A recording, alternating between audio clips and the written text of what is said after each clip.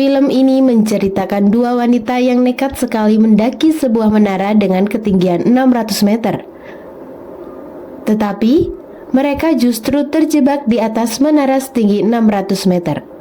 Apakah mereka berhasil selamat atau terjebak di sana selamanya? Dijamin film ini cukup membuat hati kalian dak-dik-duk-der, apalagi kalau kalian suka film yang bikin tegang. Jangan lupa siapin batu buat dilempar kalau alurnya bikin emosi.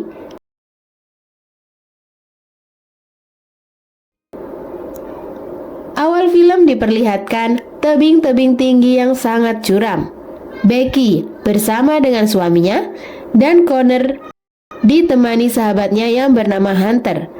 Mereka bertiga mencoba ingin menaklukkan sebuah tebing tinggi yang sangat terjal dan juga tinggi sekali. Pendakian pada saat ini sedikit cukup menyulitkan bagi mereka. Connor bermaksud ingin memasangkan kail di sebuah lubang yang cukup besar. Dia yang tidak tahu kalau ada burung di dalam lubang tersebut, tiba-tiba saja burung itu keluar berterbangan, membuat Connor kaget dan terjatuh. Untung saja saat itu masih ada tali pengaman yang menahannya. Hunter dan Becky terkejut melihat kejadian itu. Secepat mungkin mereka mencari cara untuk menolong Connor. Namun, kail tali pengaman itu tidak bisa lagi menahan beban Connor. Kail itu terlepas dan akhirnya Connor pun terjatuh lalu meninggoy. 51 minggu kemudian berlalu. Becky sangat sedih mendalam atas tragedi yang menewaskan suami yang dia cintai. Becky belum bisa untuk melupakan Connor. Bahkan dia masih sering mendengar pesan suara WA di ponselnya. Untung saja Becky mempunyai seorang ayah yang sangat peduli dengan keadaannya pada saat itu. Walaupun Becky sebenarnya tidak suka jika ayahnya selalu mengikutinya kemanapun ia pergi. Ayahnya hanya ingin Becky tidak terlalu larut dalam kesedihannya, melupakan masa lalu, dan mulailah untuk membuka lembaran baru, karena bagaimanapun hidup terus berjalan. Tapi tidak semudah orang bilang, karena Becky yang merasakan sakitnya kehilangan orang yang sangat dia cintai. Tak jarang, sikap Becky yang keras kepala malah membuat mereka bertengkar. Saat itu Becky benar-benar di posisi paling terpuruk dalam hidupnya, di mana dia sudah tidak peduli lagi dengan kehidupannya sendiri. Sampai suatu ketika, Hunter datang menemui Becky. Karena setelah kejadian pada saat itu, mereka tidak pernah bertemu kembali. Hunter datang dengan tujuan ingin membantu Becky agar bisa keluar dari kondisi terpuruknya. Hunter akan membuat kematian Connor menjadi tidak sia-sia dengan mengajak Becky mendaki kembali. Namun bukan untuk mendaki gunung, tapi Hunter akan mengajak Becky untuk mendaki sebuah menara TV dengan ketinggian 600 meter. Nanti setelah mereka berada di puncak, Becky bisa menabur abu dari Connor di sana. Bukankah itu petualangan yang seru? Ujar Hunter, menghibur sekaligus meyakinkan Becky supaya menerima ajakannya. Tapi bukan hal mudah bagi Becky. Justru karena pendakian itulah yang membuat Becky menjadi janda sampai dengan sekarang. Sebagai sahabat sejati, Hunter berusaha untuk membantu dan meyakinkan Becky. Becky yang baru terbangun langsung pergi menemui Hunter di kos-kosannya. Di situ akhirnya Becky menerima ajakan Hunter mendaki menara yang dia ajak sebelumnya. Mereka langsung gas menaiki mobil. Menara tersebut berada di tengah-tengah gurun yang jauh dari pemukiman. Untuk menuju ke sana harus menempuh perjalanan selama 6 jam. Dan kebetulan Hunter adalah seorang YouTuber, sekaligus dia juga membuat konten. Hunter selalu memposting video dalam setiap kegiatan pendakiannya. Karena kondisi sudah maghrib, mereka lalu mampir di sebuah motel, hanya sekedar untuk makan, sholat, dan menginap di sana. Hunter menanyakan kepada pelayan soal keberadaan menara TV B67. Ternyata menara itu sudah dekat dan bahkan lampu yang ada di puncak menara pun sudah terlihat. Diketahui kalau menara TV B67 adalah menara tertinggi yang ada di Amerika. Namun sekarang menara tersebut sudah tidak berfungsi lagi. Singkat cerita, sampailah mereka di depan pintu gerbang kawasan menara. Namun ternyata gerbang besinya ditutup rapat. Di sana terlihat tulisan peringatan kalau area tersebut adalah area berbahaya. Namun Hunter dan Becky tetap nekat. Mereka memarkir mobilnya di luar dan melanjutkan dengan berjalan kaki. Selama dalam perjalanan, mereka juga merekam keadaan di sekelilingnya. Dan sampailah mereka tepat di bawah menara B67, menara dengan ketinggian 600 meter. Sebelum mendaki, Becky kembali harus melawan rasa ketakutannya. Dia masih trauma dengan kejadian terdahulu, karena saking takutnya hingga tangan Becky pun bergetar. Setelah Hunter meyakinkan Becky, lalu pendakian pun dimulai. Mereka menggunakan tali pengaman yang dikaitkan di badan masing-masing. Sebenarnya, menara itu sudah tidak terawat lagi. Malah sebagian ada yang sudah keropos, tapi mereka seperti mengabaikan akan hal itu. Dengan tali yang sudah terikat kepada mereka berdua, Hunter yang terlebih dahulu memanjat. Dengan sedikit ragu dan harus melawan rasa ketakutan, akhirnya Becky pun memberanikan diri mulai memanjat dan menaiki satu persatu anak tangga. Baru saja dimulai, ada anak tangga yang terlepas. Dari situ sebenarnya sudah pertanda buruk bagi mereka. Tapi mereka tetap melanjutkan pendakian. Dan di ketinggian 450 meter, Becky mulai sedikit agak panik dan hampir saja Becky tidak mau melanjutkannya. Ditambah hembusan angin kini mulai terasa kencang. Tapi karena sudah hampir sampai, Becky tetap memaksakan memberanikan diri walaupun tangganya terlihat rapuh dan bahkan sudah berkarat. Di tengah kepanikan yang dirasakan Becky, Hunter masih sempat-sempatnya bercanda dengan menggoyang-goyangkan tangga yang sudah rapuh itu. Mereka tidak sadar kalau sebagian baut yang ada di tangga ada yang sudah terlepas. Dan setelah melewati pendakian yang tidak mudah bagi Becky, akhirnya mereka pun sampai di puncak menara TV B67. Antara percaya dan tidak percaya, ternyata Becky berhasil melawan rasa ketakutannya. Untuk beberapa saat, mereka merayakan dan mengabadikan beberapa momen saat berada di puncak. Hunter yang membawa drone juga mencoba mengambil beberapa video. Bahkan, Hunter si wanita yang sudah tidak ada takutnya mencoba beberapa pose ekstrim bergelantungan tanpa ada pengaman. Becky berterima kasih kepada Hunter karena sudah membantunya untuk melawan rasa ketakutannya. Sesaat, mereka pun teringat kembali kepada Connor. Dan inilah waktunya bagi Becky untuk melupakan kejadian terdahulu dengan menaburkan abu Connor di atas puncak menara.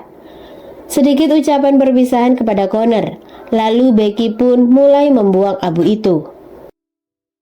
Setelah semua tugas selesai, mereka memutuskan untuk segera pulang ke rumah. Keburu adzan maghrib, nanti kalau pulang malam bisa dimarahin emak. Kini Becky yang akan turun terlebih dahulu. Disinilah awal mula petaka terjadi. Tiba-tiba baut-baut itu perlahan terlepas. Becky hampir terjatuh, tapi untung saja masih ada tali pengaman yang terikat dengan Hunter. Di atas, Hunter berusaha untuk menarik kembali Becky. Untuk sementara, Becky masih bisa selamat dari kematian. Sempat berpikir semua akan baik-baik saja, namun pada kenyataannya mereka kini terjebak di sana. Anak tangga itu sudah terlepas semuanya, tidak ada jalan bagi mereka untuk bisa turun. Becky mulai panik, sementara Hunter berusaha untuk tetap tenang, mencari cara lain. Becky mulai melihat ponselnya yang ternyata di atas sana tidak mendapatkan sinyal. Hunter mencoba menenangkan Becky agar dia tidak panik. Dari puncak menara, mereka menemukan sebuah teropong dan ada pistol suara. Setidaknya itu bisa membantu dan ada kesempatan bagi mereka untuk bisa ditemukan oleh orang lain. Sementara itu, tas yang berisi air tersangkut, tidak begitu jauh dari mereka.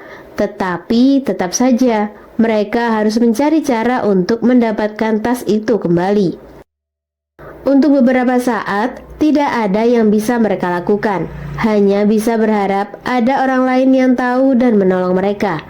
Hunter yang melihat ponselnya dan melihat beberapa pengikutnya di Instagram terpikirkan sebuah ide.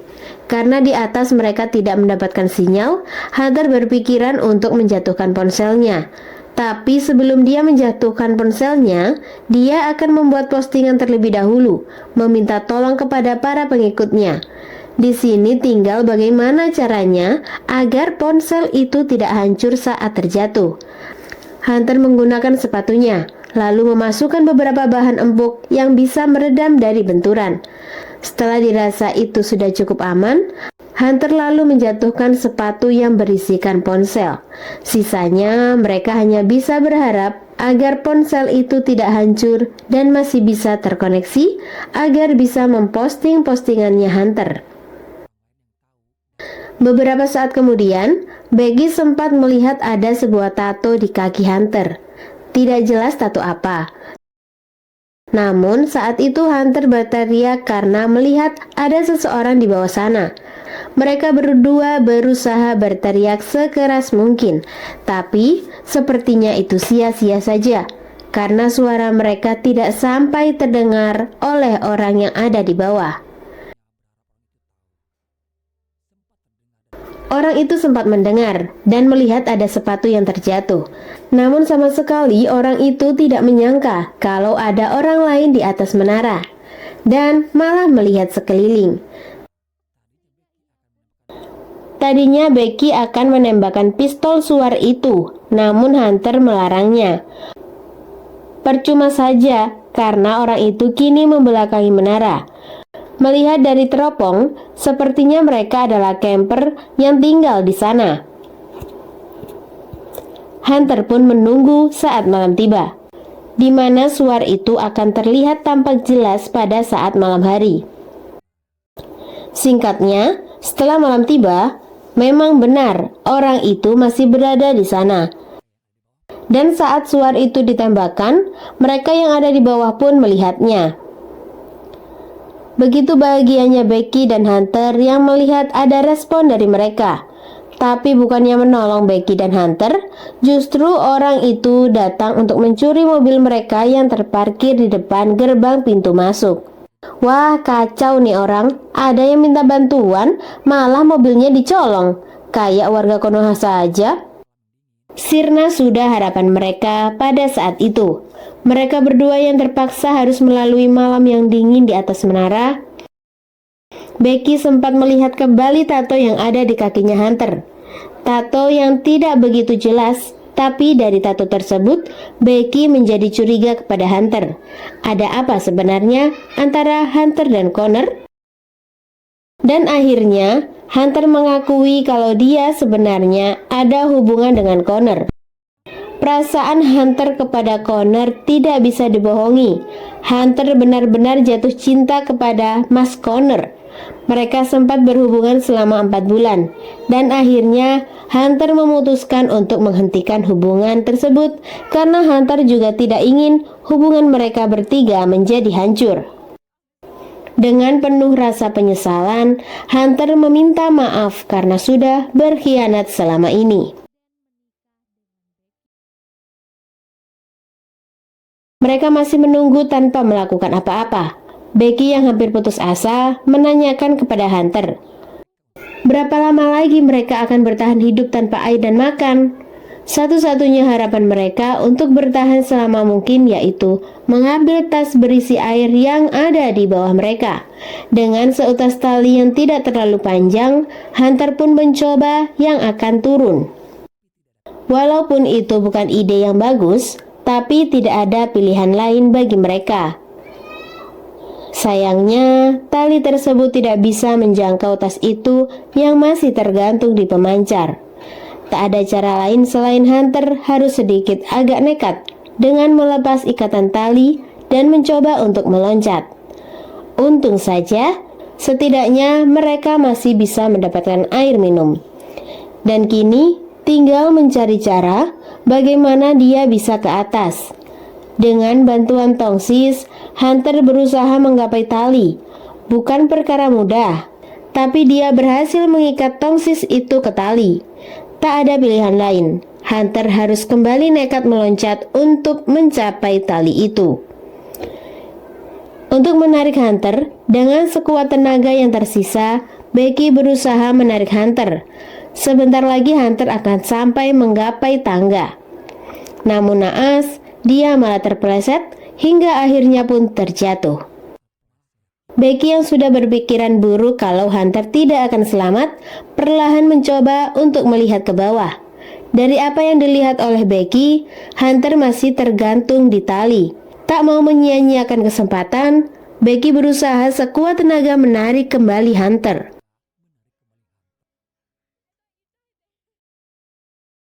Dari dalam tas ada drone yang mungkin itu bisa menjadi kesempatan bagi mereka untuk menyampaikan sebuah pesan kepada orang yang ada di bawah.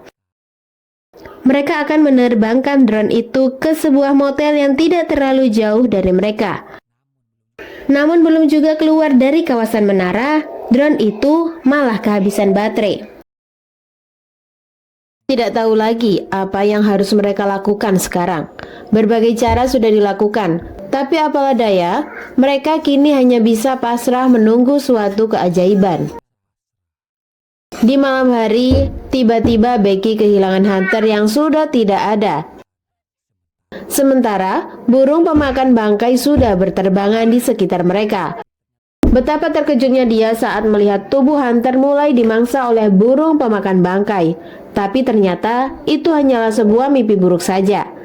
Saat itu, Becky melihat lampu suar yang ada di atas mereka. Dia mempunyai ide. Teringat kepada trik yang pernah diajarkan oleh Hunter soal mengisi daya ponsel di kondisi tidak ada colokan listrik. Sesulit apapun caranya, tidak ada pilihan lain selain mereka harus nekat dan mencoba.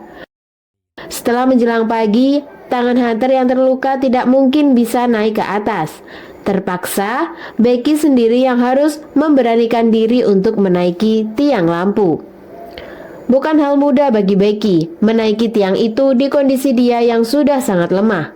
Becky yang hampir menyerah, tapi Hunter yang berada di bawah terus menyemangati.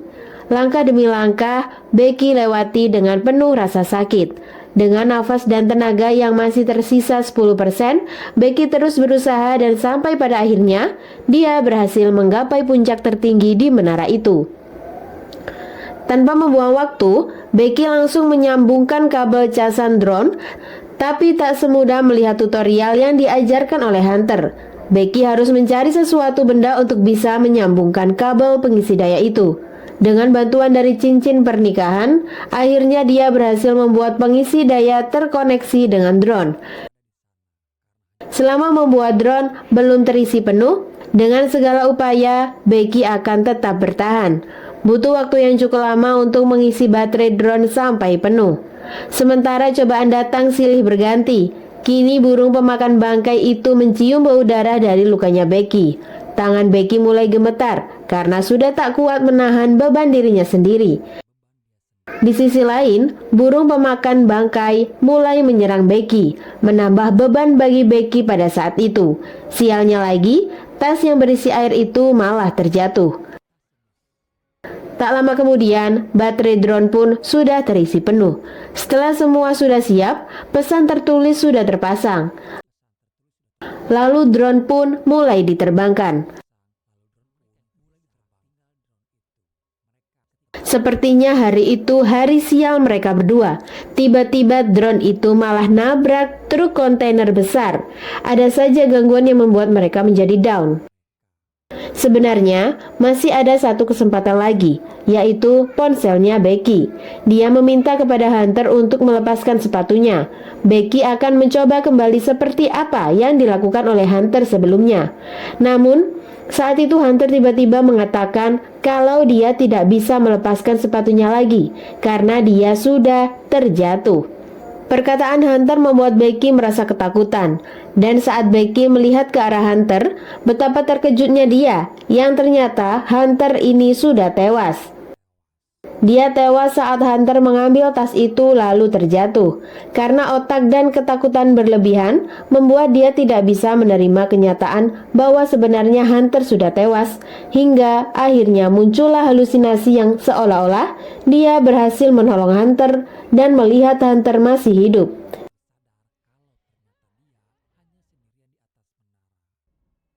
Dan kini dia baru tersadar kalau ternyata dia hanya sendirian di atas menara. Di tengah guncangan badai yang menerpa pada malam itu, sebisa mungkin Becky tetap bertahan sambil melihat sebuah video saat dia masih kecil bermain bersama ayahnya. Sementara di sisi lain, beberapa hari ayahnya terus mencari keberadaan Becky, mencoba menghubungi ponselnya tapi tidak pernah aktif. Di tengah keputusasaan, Becky sempat merekam video, membuat sebuah pesan untuk ayahnya, dan mengatakan betapa Becky sangat mencintai ayah dan meminta maaf atas keegoisan Becky selama ini. Setelah melewati malam yang panjang, Becky ternyata masih bertahan. Burung pemakan bangkai itu sudah mulai menggerogoti dari bekas lukanya. Namun ternyata Becky sengaja menjebak burung tersebut agar dia bisa menangkap lalu membunuhnya untuk bisa bertahan. Becky harus makan sesuatu agar tenaganya bisa pulih kembali. Dengan sangat terpaksa, Becky pun memakan apa saja yang ada. Seperti ada sebuah harapan baru bagi Becky. Dengan seutas tali yang masih dia pegang, dia lalu berusaha untuk turun menuju jasadnya Hunter. Becky tetap dengan rencananya, mengirimkan sebuah pesan kepada ayahnya. Namun di sini, Becky tidak hanya memasukkan ponsel itu ke sepatu Hunter saja. Justru dia memanfaatkan tubuh Hunter, memasukkan sepatu yang berisi ponsel itu ke dalam tubuh Hunter, lalu menjatuhkan jasadnya.